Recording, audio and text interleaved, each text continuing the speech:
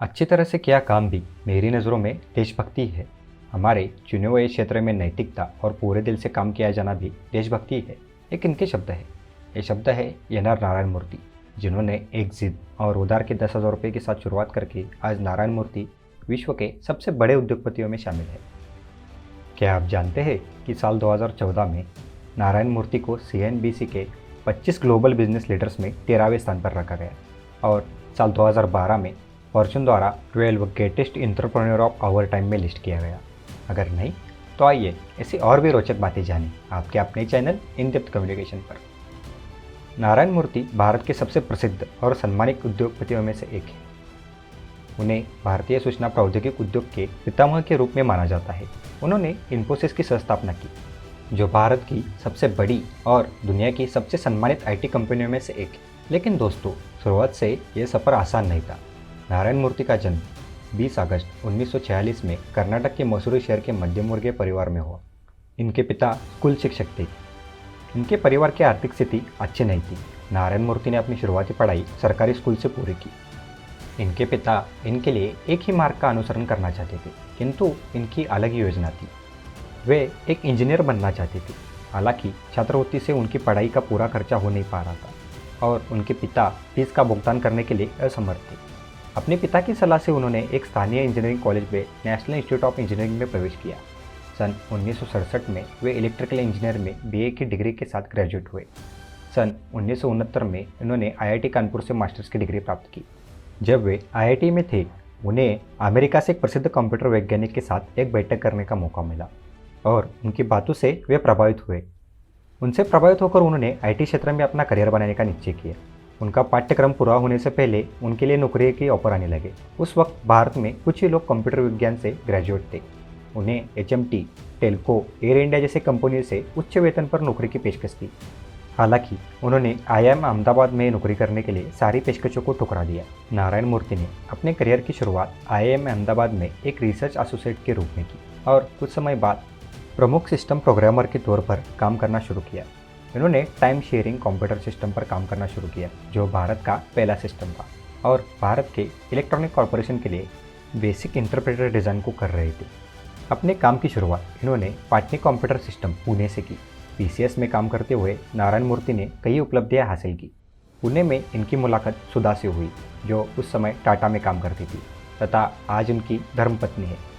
नारायण मूर्ति अपनी खुद की कंपनी शुरू करना चाहते थे, लेकिन ऊंची सोच वाले मूर्ति जी के पास पैसे की तंगी थी। उस समय इन सब उपलब्धियों के बाद भी बिजनेस के लिए रिस्क लेना बहुत ही बड़ी साहस की बात थी।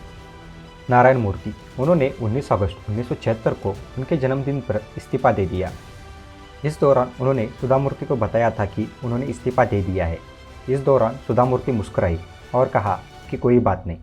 सुधा मूर्ति ने कहा कि हमारे पास जो भी साधन है हम उसमें रहेंगे, वो पूरा सपोर्ट करेगी और नारायण मूर्ति ज़रूर सफल होंगे।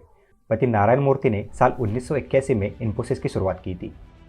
इस दौरान वह मुंबई के एक बांद्रा के एक किराए के अपार्टमेंट में रह रहे थे। नारायण मूर्ति का कहना है कि उनके लिए उनकी पत्नी सुधा मूर्ति सबसे बड़ी ताकत है। हर मुश्किल में वो उनके साथ खड़ी रही। इन्फोसिस के लिए उन्होंने अपनी पत्नी सुधा मूर्ति से 10,000 रुपये उधार मांगे। एक इंटरव्यू में सुधा मूर्ति ने बताया कि कैसे उनके पति ने उन्हें पैसे देने के लिए मनाया। बताया कि उन्होंने 10,000 रुपये अपने पति के हाथ में रख दिए। यह वह पैसे थे जो उन्होंने अपने पति की जानकारी के बिना एक टीन के डिब्बे में जमा किए थे। इसमें से 250 रुपये अभी भी छिपा कर रखे ताकि इमरजेंसी में काम आ सके। अंततः उन्होंने फिर से उद्यमी बनने का फैसला किया और सन 1981 में पुणे में 10,000 रुपये की पूंजी के साथ और 6 अन्य सॉफ्टवेयर पेशेवरों के साथ टीम बनाकर एक अन्य company Infosys consultant private limited, जिसे इन्फोसिस लिमिटेड भी कहा जाता है, उसका निर्माण किया। साल 1981 में नारायण मूर्ति, नंदन Nilekani, S. Gopalakrishnan, SD. Shibulal, K. Dinesh और अशोक अरोड़ा ने पटनी कंप्यूटर्स छोड़कर Pune Infosys consultant private limited की शुरुआत की थी। 1983 में उन्हें न्यूयॉर्क की कंपनी डेटाबेसिक कॉरपोरेशन से पहला ऑर्डर मिला था। उसके बाद एक वक्त ऐसा भी आया था जब कंपनी की हालत देखते हुए कंपनी में मूर्ति के अन्य पार्टनर इसे बेच दिए जाने का विचार कर रहे थे।